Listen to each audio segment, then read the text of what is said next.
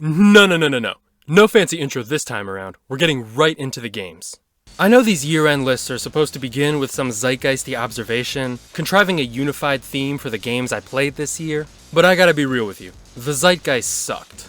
Politically, culturally, personally, and the video game zeitgeist was probably the worst of all. Rampant industry-wide abuse and worker mistreatment, repugnant displays of economic inequality, asinine discourse, vile harassment, and NFTs. If that garbage truly epitomizes the spirit of the times, then the games I enjoyed this year were a welcome exorcism. Let's talk about them.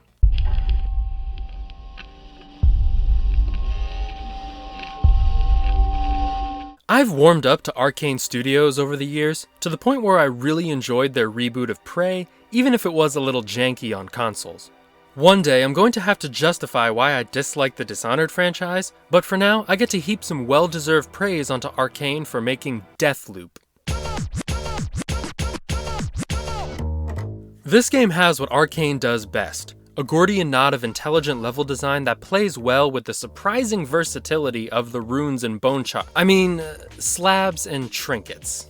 These ability boosts help fine-tune Cole into many different stripes of perfect killing machine.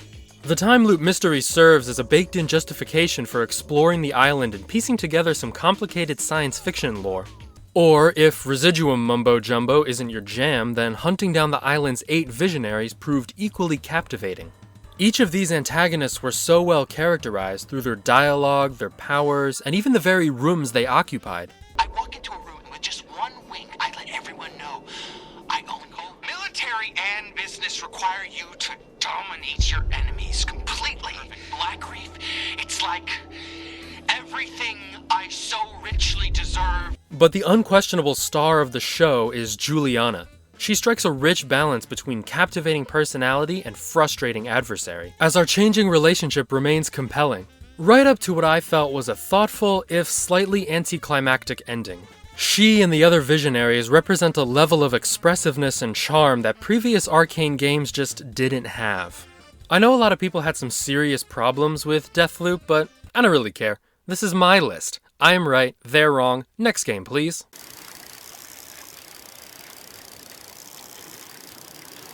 Just to be clear, I was being performatively dismissive of Deathloop's critics as a joke. You don't have to like the same games I like, and I respect that. Please don't get mad.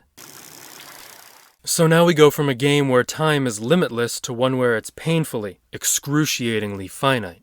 In Adios, you play as a farmer who's done working for the mafia, speaking with the mob handler who doesn't want him to quit. The tension of each scenario is suffocating as the two men engage in random pleasantries around the farm, hoping a light mood and warm anecdotes can keep the conversation from taking its inevitably dark turn. See, the thing is, you can't just quit the mob, especially when you've seen what their operation entails. This fact hangs over the entire interaction like the sword of Damocles. Neither of them want to point it out plainly, lest the threat become real. But the more the farmer insists that he's done, the more the gravity of his decision starts to set in. Nothing I can do to change your mind. I'm afraid not. The moments of interactivity in Adios are sparse, but they highlight just how stressful these conversations have been. There are several instances in the game when that tension threatens to snap, when it activates the part of your brain that still thinks it's a cornered animal, desperately searching for a way to fight or flee. Instead, you're just frozen in that conversation, fiddling with anything that might save you from reality. When not taunting players with their mundanity, these interactive moments add some environmental characterization. The player witnesses the farmer's sentimentality firsthand, showing us how his idyllic lifestyle no longer tethers him to his responsibilities or sense of purpose. The subtleties paint a full picture of a miserable old man's deep inner world, one that's frustratingly hard to articulate sometimes.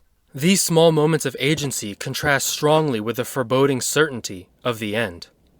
At least he got a nice meal out of it. Least I can do is, tell you adios. Take first dibs. You show us how it's done. You want me to do it? Time to man up. We gotta show the world what happens when you fuck with Arcade. I don't rate games based on their content per dollar value, but if I did, Ryu Ga Gotoku would probably win every year. Except for their Fist of the North Star game, that one was pretty mediocre. Even so, they give you a lot for your money, and Lost Judgment is no exception. Like Kamurocho before it, Isazaki Ijincho is a densely packed and absurdly eclectic city for Detective Takayuki Yagami to explore. Now with Skateboard, because Sega's idea of making something better has always been, make it more radical, dude! On top of the characteristically convoluted main narrative, Yagami can roam the streets with a new fighting style that complements the dramatically improved combat controls. The fight even takes him to a local high school, where an investigation into bullying leads him toward a lively suite of imaginative minigames. All while helping precocious student Kyoko Amasawa track down the man she believes is instigating student delinquency. Yagami can even befriend some of the city's cats, making Lost Judgment a strong contender for the greatest game in the history of time. But best of all, the tightly woven writing I praised in the original game is present yet again in the sequel. All of the seemingly disparate content is carefully woven together, each facet of the gameplay working to enrich the others. Yokohama is an internally consistent and organically interconnected open world, one where the ridiculous nonsense and the intense drama can naturally coexist. The thoughtful and the absurd each spring from the collective energy of Japanese city life, a strain of vitality and wonder that RGG handily captures with each new game. My big critique is that RGG's love of winding conspiracy obscures how often abuse is committed for the most mundane of prejudices. Bullying happens because of sexism, toxic masculinity, nationalism, and differences in social power. The simple cruelty of an unequal society can easily get lost in a web of intrigue. To go into detail would involve spoilers, but to suggest that a woman lied about being sexually assaulted as a setup for a deeper conspiracy isn't daring storytelling. It's actually what most people already think about women who speak up.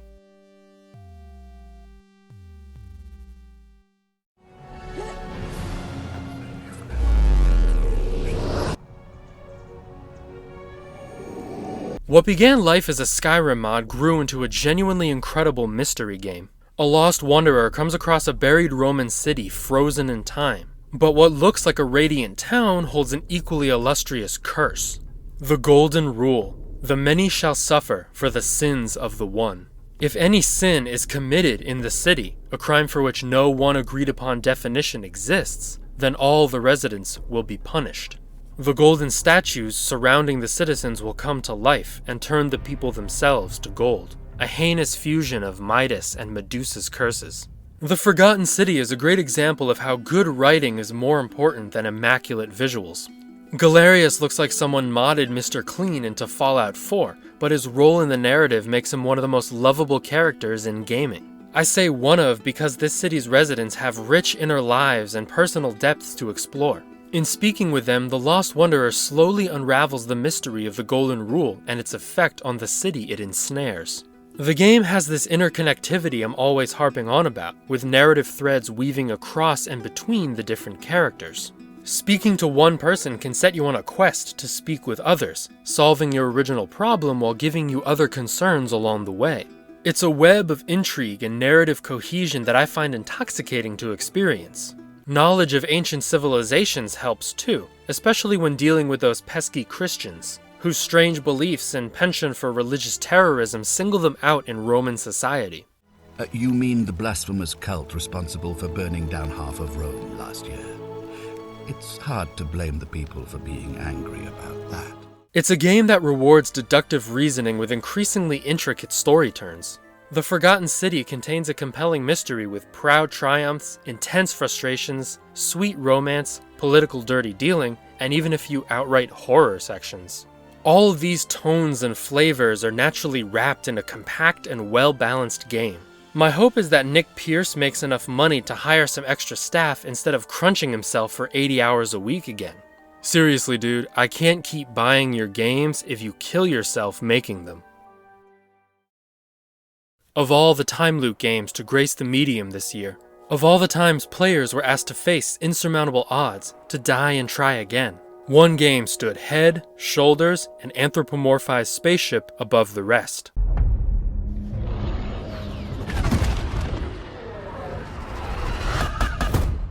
Returnal is a front-to-back, beginning-to-end, wall-to-wall exhibition of video game excellence. It was a phenomenal third-person shooter with incredible speed, breakneck ferocity, and amazing technical polish. It featured the best use of haptic feedback on the PS5's DualSense controller since the one game built specifically to show it off. But most exceptionally of all, Returnal handed in a fantastic story rich with mythic illusion and abstract imagery, both of which drove a gripping story about loss, personal exploration, and the psychological toll taken on those who've experienced a lifetime of trauma. I'm holding back on the details because this channel is definitely getting a Returnal essay this year, but let my emphatic enthusiasm be an argument in its favor. If you own a PS5, then you need to own Returnal. It's not exactly a crowd-pleasing, ultra-accessible blockbuster like God of War or Ghost of Tsushima, but if you're willing to knuckle down and sink into something incredible, then this game cannot, should not, pass you by.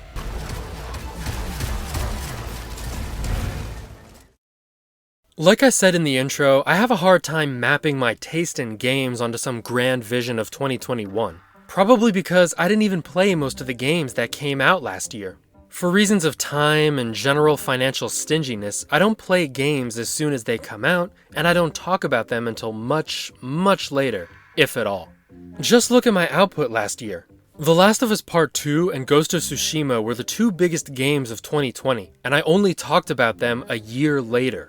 Stonefly was the first game with a 2021 release date that I covered in 2021, on December 29th.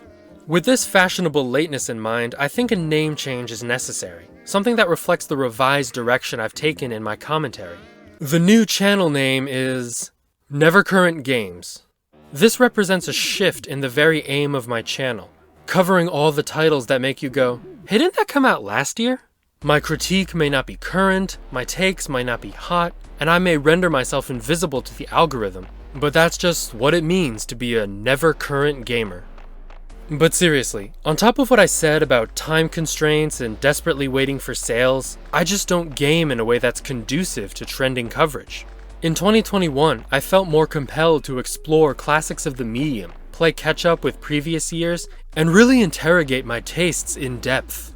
Sometimes I struggle to properly articulate how much I enjoy a game.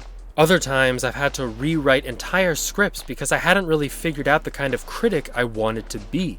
With that reality in mind, chasing new games is going to keep me from cultivating my unique critical voice. Much respect to the critics, pundits, and journalists who can absorb and digest the absolute deluge of content spilling from the game industry. Staying current is a full-time job, and I have to absolve myself of the anxiety I feel over failing to remain up to date. I realize that my 2022 channel resolution is far more personal than it's been in the past, but it's a direction that I think will result in more thoughtful analysis down the line, without the pressure to trend. Hence the new name, Never Current Games. Thank you for listening. Please like, subscribe, and have a happy new year.